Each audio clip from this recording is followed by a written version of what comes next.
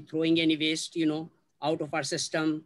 All the waste will be properly utilized, into value so that the climate is not hurt, and all the issues of the climate and which SDG is pointing out to the world, that will automatically become part of the standard. And you are actually mentioning it. And I think you made a very, very good point that we want to make sure that we actually sign and legitimize everything with every government of the world. So they cannot really go back from it, They are committed now. And if they don't deliver, they have to pay. Well, the great news. The reason Go ahead, Michael.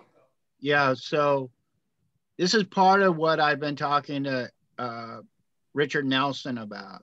Mm-hmm. As an architect, having specification, mm-hmm. we call that specificity, to mm-hmm. be specific.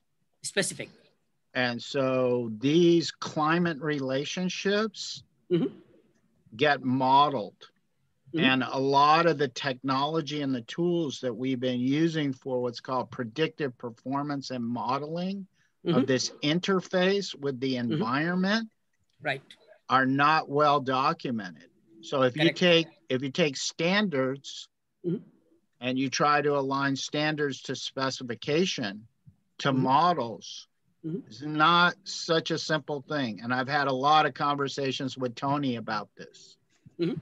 So if we're going to go and say we're going to lead this, mm-hmm.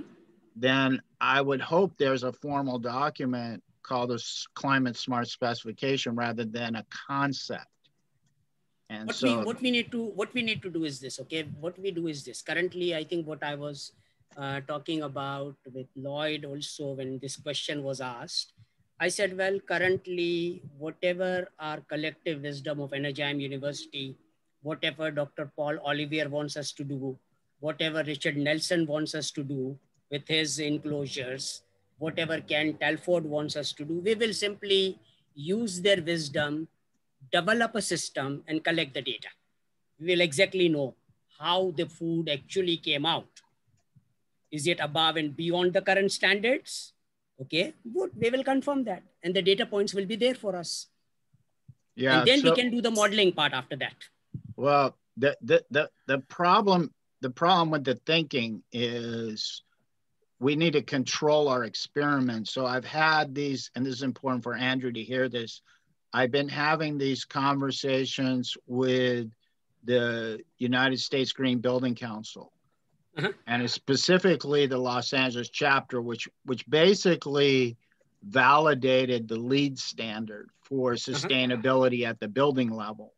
Okay. And I talked to them specifically about control system integration mm-hmm. and where these control system integration quality specifications mm-hmm. are going to be positioned in this experiment of urban agriculture.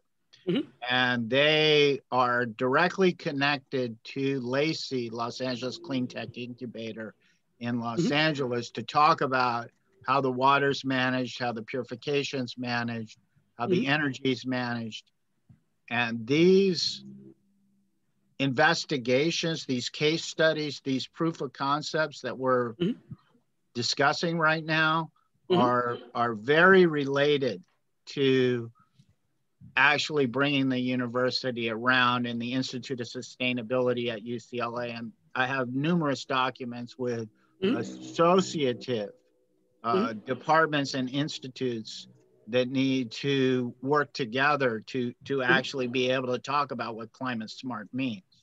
Correct. So I think you're working on something that's very dynamic and mm-hmm. very important. And mm-hmm. I think it's really important that we have methodology that we can mm-hmm. actually say best practice and how these proof of concepts will work.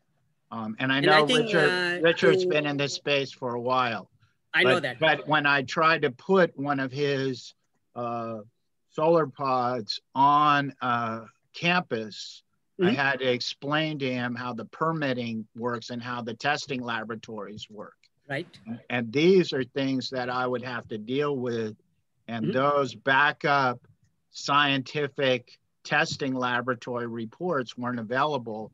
So if Terrence says, I want to put something like this on a campus, we have regulatory bodies that actually do their processes to allow that. May not be the case in Nairobi, may not be the case in Karachi, but these are what I know specifically for Los Angeles. Correct. So I think to answer your question and to really make sure that the designed experiments and all the activity which we do in this climate smart department in every university is being followed.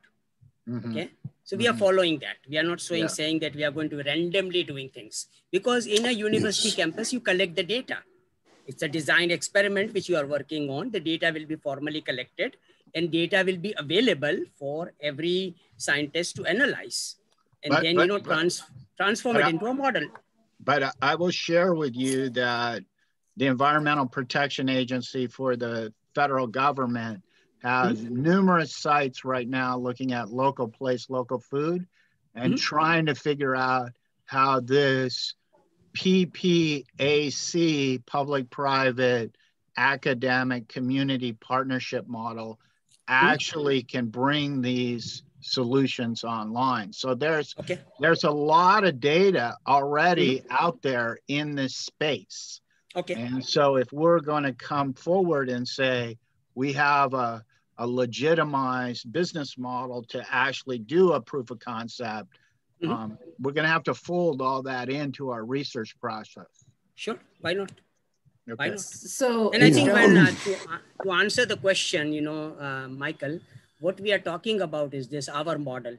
We want to do everything in every geography legally and ethically.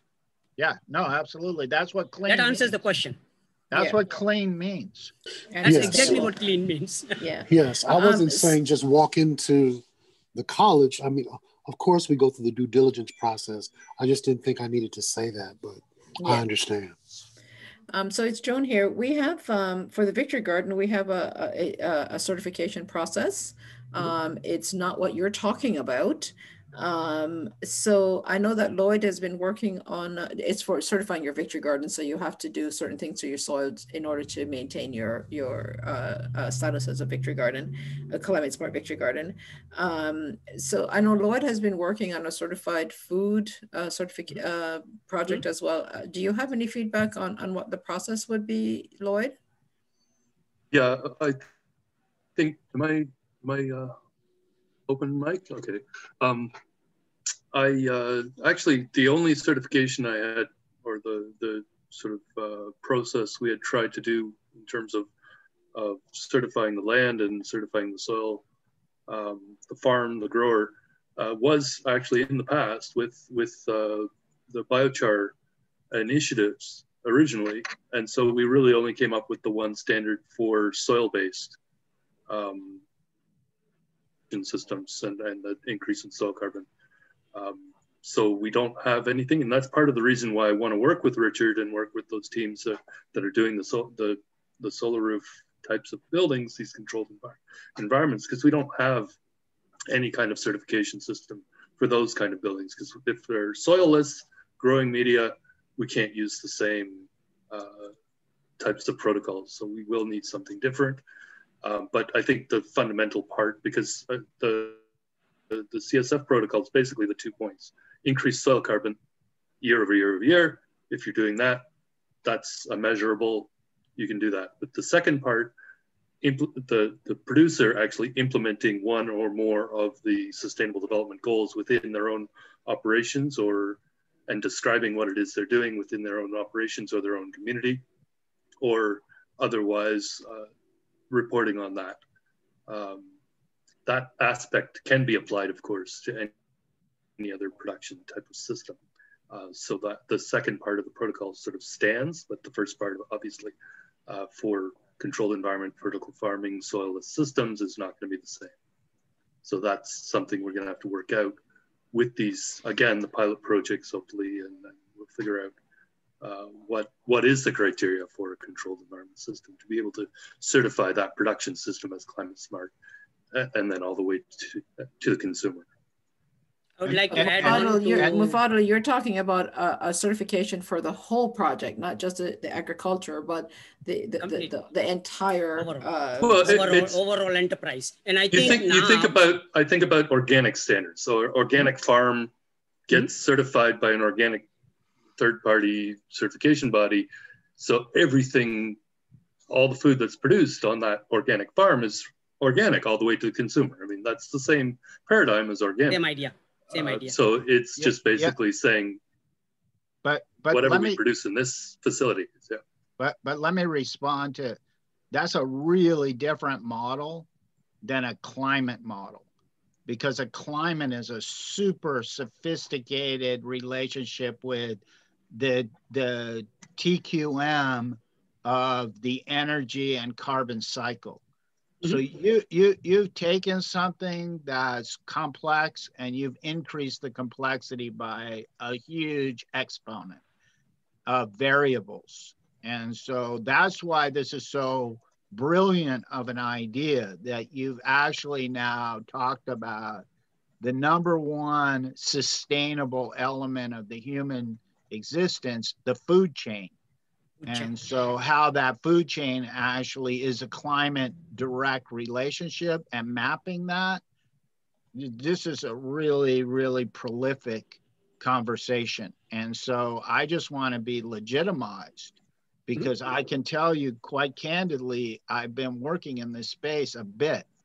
And University of California, Davis is deeply down this pathway with millions and millions of dollars from the EPA in trying to crack this nut.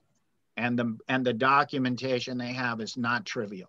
And so, you know, you're getting involved in some language that is way beyond what LEED is. And in my experience with LEED, industry is way behind in terms of actually being able to do just energy baseline modeling design. And he's talking about food chain modeling design within cultural shifting. This is a really, really big, big idea. And I think it's really powerful, and I want to participate, but I want to be able to be successful. And so I'm interested in all the intellectual and academic resources that are going to be at the table, like Tony, Solar Tony, that is at UCLA, and what else is going on in this innovation space, because it's a really powerful conversation. Correct. And I think currently, I want to just add on one point. COVID-19, we should consider that as a blessed virus, because all the red tape associated with all the government is getting eliminated. They want to do vaccines at warp speed, get them out, cure people. Okay, forget about all the validations and everything and all the nonsense. So idea is actually this, that whatever waste is actually available, in current government systems, this is the right opportunity to move in, get all the approvals and show it to the people what it takes to do it. So that will be the new model again of governance and regulations. Well, you're totally on target, because if you start to study the shifting of all of the municipalities and the federal and the state, at least in the United States, and you look at just supply chain management and what's gone on with the reaction to COVID, you're working in a very, very new paradigm of what this digital infrastructure really can support. The challenge is really, so you're totally on target. We're right there with the tooling. Exactly. So I think this is what we want to do. And, when we talk about now, I'm telling you how C4 has helped me. Okay. C4 has made my job very easy. When they look at the profile of all the people participating in this project, okay, they simply say, rest in peace. We don't have any arguments. Okay. You guys are on the right track, to get Micah Rendler, share 1 minute of his time will probably cost us, thousands of dollars. So, now I think that has given us the strength that, okay, collectively, when all the wisdom gets combined, a model can be created, which is very unique and which is going to be helping the humanity. And I'm talking about eliminating virtual waste also. Yeah. There is one physical waste, and more expensive waste is a virtual waste. Yeah, wow. So we want to eliminate both from the system and make sure that we actually do apply agile engineering in both the dimensions, physical as well as virtual. Yeah. Yeah. Well, I think, Procter & Gamble made a lot of products that have a big waste stream behind them. So I know that. I know that. So I think now trying to look at, something that's closed loop, sustainable, at the grassroots level, not only economically, but globally. This is a really powerful idea. Exactly. And I think why people are loving my stuff, because I'm telling them this, okay? If I make Procter & Gamble climate smart, I will be able to supply P&G product at 10% less price. Yeah. And it makes a very powerful, statement. Same standard, same quality, but now that product will cost even less. Yeah. Because I've eliminated the waste. Yeah. Well, Mufadal, it might be so that with our relationship with Salim Talbot in Bermuda, we'll actually be able to bring PwC into this collaboration as well, because it's going to take buy-in by major institutions on multiple sectors in order to make this work. Okay. So when you have P&G, which is a major manufacturer, that's then provided, I believe, support through this allyship that we're bringing together, shows that we are, in fact, at the core of what this new technology and this new economy has to involve. It has to involve risk management. Another important aspect of what we're talking about is something that's not well talked about when you talk about the Sustainable Development Goals. The partner agency or the partner idea is the Sendai framework for disaster risk reduction. So it's critically important that we take that into consideration for everything that we do, because at the end of the day, I believe we ourselves will have to provide self-insurance and reinsurance of our own projects that will then provide a guideline for the rest of the world to follow. Correct. Agreed.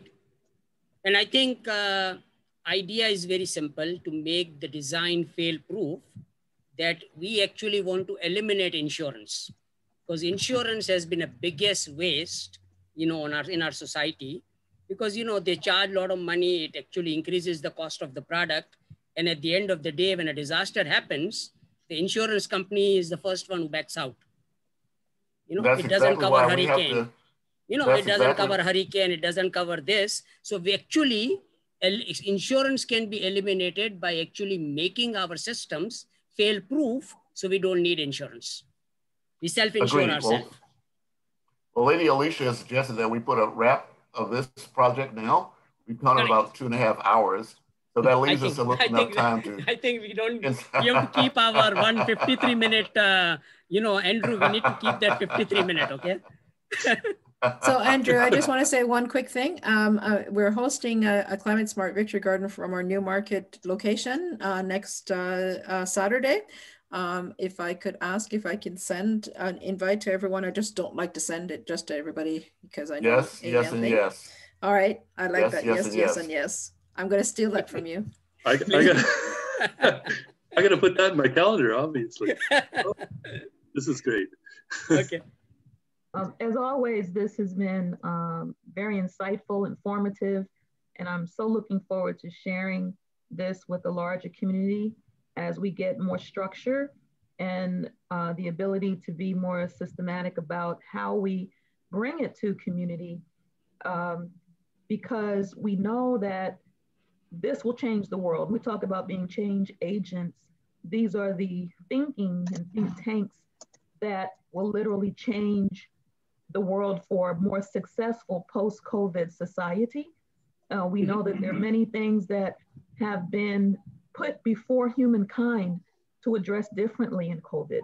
And so these are the kind of things that in a post-COVID society that we can share with the world to reconsider how to be not just sustainable, but how Andrew always likes to say regenerative in the way we apply things. So the capturing of this is critically important because that's where we bring the awareness. That's where we show people a new way of thinking, a new narrative, a new type of paradigm that doesn't have to be something they're afraid of. Just because it's different, a lot of times people become fearful, but you don't have to be afraid when you also show through these discussions and the models that these are actually good things, and they're things that we should embrace and not shy away from and be afraid of because they're different.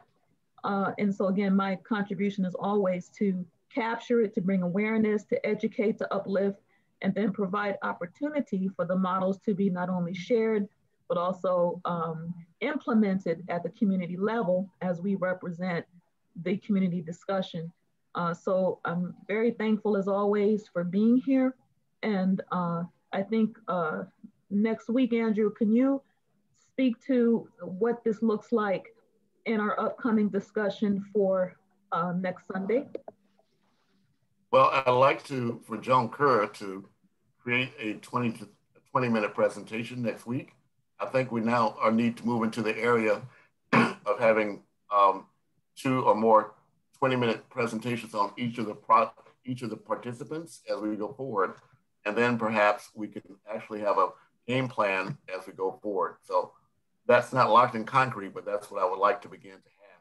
And Michael, I'm going to depend upon you because you are the one that, as far as I'm concerned, are the gatekeeper in terms of making sure that we add credibility to what we're doing, is to provide any guidelines or suggestions that you have in mind. You see now what we have to work with, so I would appreciate any guidance that you could provide us to make sure we stay within the parameters that we need to as we move forward. Absolutely. Andrew, might I ask if I could do my presentation on the 8th, just because this is a particularly busy week. Sure. And I have the event on Saturday, and I like to do things well, so. Well, yes, and yes. Oh, Andrew, if I can suggest for next week, if next week, because we know we're aligning this with SDG number 2, as you just displayed on Zero Hunger, whoever you choose, maybe just choose one presentation and then an opportunity for Q&A on that presentation, and all of your subject matter experts are here to give reflections from their respective point of views, so we can be more succinct in zeroing in on one topic. That would be my suggestion, and then schedule your presentation, because now we've had the orientation already over the last 4 sessions on who does what. And now if we can start zeroing in on something specific with some outcomes, and then some ideas, maybe Michael, you can help us with what should be the outcomes from each one of these sessions. What are the things we want to come away with besides the education and awareness piece, maybe some implementation strategies or engagement strategies, or those kind of things. So we all in the presentations have some kind of expectation that we would bring to the group that is, that's what do you call it? That has the same, can't think of the word, the same thing, like we get the same type of program. I can't think of the word, I'm sorry, but the idea to have the same structure, and results each time that we have a presentation, we have strategies for implementation, strategies for engagement, strategy, or looking at potential community partners. Who are the public, private, and academic potential partners for this community approach? Things like that. So we always have some specific outcomes that we can look forward to. And then from there, I think we would even grow with how to put these into action. So at the end of the day, the talk is great, but we want to see how do we do those action steps, like what you were saying, Terrence, thank you so much. You can call the college locally here and look at what type of things can be engaged for Madafu's program. That's a great outcome. It's the actual result rather than just the talking points. So that's my suggestion, not only from application standpoint, but also from a programming standpoint for me, that we have something systematic that happens each time we do a presentation. So that's my 2 cents. Alicia would second it, and I would recommend 2 presentations next week. One from Mariam Khan, who is working very actively and has to report a lot of things from Pakistan. And the other one from Tshepi, from South Africa. She is also very, very actively working, to engage all the mothers from, South Africa. So these 2 ladies can actually do the presentation, and then we can actually help them out and, critique it and make sure that they are on the right track and give them the good inputs so that they can continually improve. Yes, yes, with some specific yes. for outcome, engagement, and implementation either locally or globally, etc.